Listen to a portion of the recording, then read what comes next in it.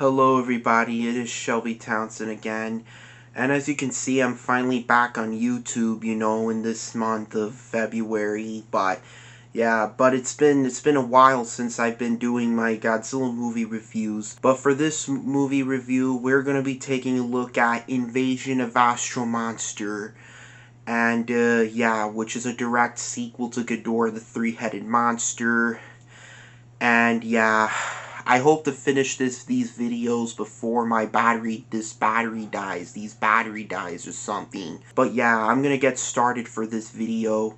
Also, somebody right there is right next to me, right there sleeping. But it's okay. I'm not going to put him in here. So let's just get started with this video. Also, when I'm speaking of the plot in these movies, I have this right here from the Alexander Robinson videos. So I'm going to read these when I speak with the plot because it's more easier for me to remember.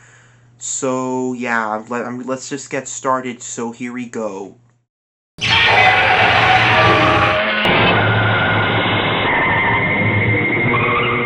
The movie opens up in the year 1960X, where a new planet has been discovered just on the other side of Jupiter called Planet X. Two astronauts are sent over to the Planet X, and it only takes them a couple hours to get there to Planet X. But they notice there are footprints on the surface soon enough. They find out that the planet is indeed habited by aliens that are pretty much look like humans, but they are forced to live up because they constantly are visited and attacked by a creature known as Monster Zero, or at least that's what they call it, the monster, because it ends up being King Ghidorah. So the aliens ask to borrow Godzilla and Rodan to bring to Planet X and fend off King Ghidorah the same way they teamed up with Mothra to defeat King Ghidorah in the last movie. So Earth agrees, but both Fuji and Glenn, mainly Glenn, are a little suspicious but the motives of the aliens, because they seem too nice,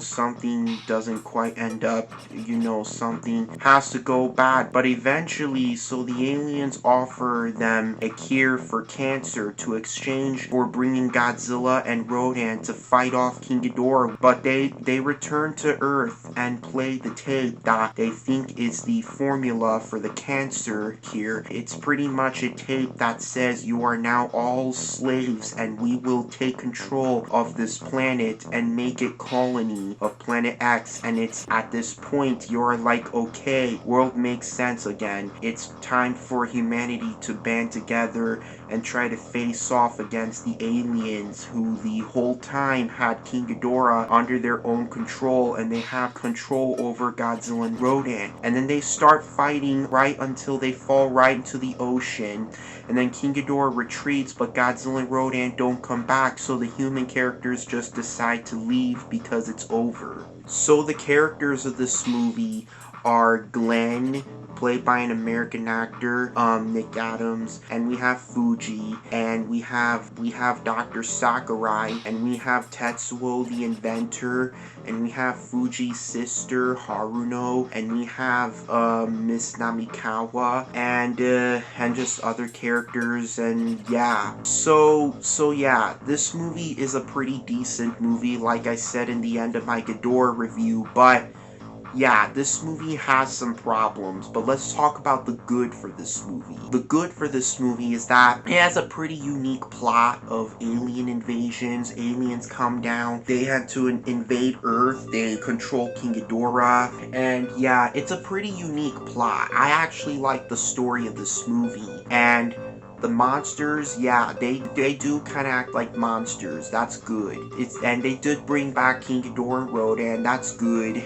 And Godzilla. I like Godzilla. I still kind of like the monsters in this movie. And there is a pretty interesting theme. The characters do somehow act like normal adults. And the soundtrack by Akira Ifukube, it's a really amazing soundtrack. It's just one of his best. Still, it's just a really amazing soundtrack. The main theme is so amazing, an amazing military march theme. And but the bad for this movie is that the Godzilla costume he looks pretty bad. I mean, I don't really like this Godzilla costume. It has a round face, but it looks really ugly. And we still have the goofy looking Rodan suit, and yeah. We also have the aliens, the Exilians. They're the aliens of this movie, and I don't know why, but I like the Exilians, but they look so ridiculous. They look so goofy, and I don't know why, but this is so terrible. I don't know, but they look really ridiculous. And at times the characters could be a little boring and stuff. But yeah, this movie is just, the characters are so bland or anything. I mean, yeah, you do have a little bit of good stuff in there.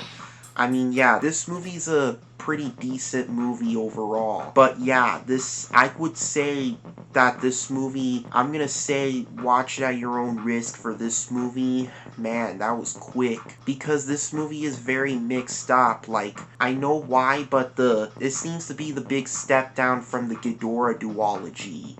As like it doesn't really seem to learn anything from the last movie. And Mothra is missing.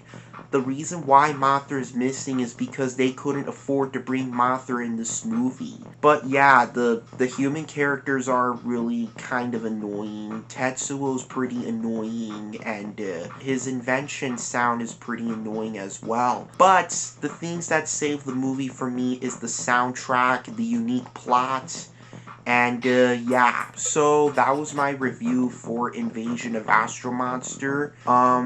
Yeah, in the next video, I'm gonna be doing a review for Ebera Horror the Deep, which is clearly one of the worst Godzilla movies I've ever seen. So I'm gonna do a really hard rant on that movie.